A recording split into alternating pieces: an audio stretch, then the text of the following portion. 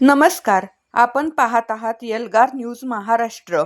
स्वतःला बाळूमामाचा अवतार सांगणाऱ्या मनोहर मामा भोसलेला आज सोलापूर ग्रामीण पोलिसांनी ताब्यात घेतले.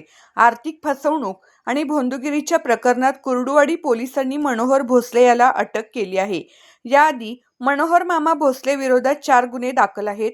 करमाळा आणि सोलापूर तालुका पोलीस ठाण्यात महिलावर अत्याचार केल्याचा गुन्हा दाखल करण्यात आला होता.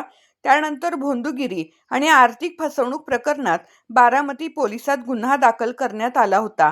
तसेच दौंड पोलिसात आर्थिक फसवणूक प्रकरणात गुन्हा दाखल करण्यात आला होता.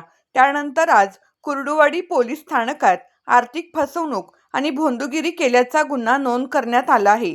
मनोहर भोसले याच्यावर अत्याचाराच्या आरोपाव्यतिरिक्त कॅन्सरसारखे गंभीर आजार बरे करण्याचे खोटे आश्वासन देऊन भक्तांची आर्थिक फसवणूक केल्याचा आरोप आहे.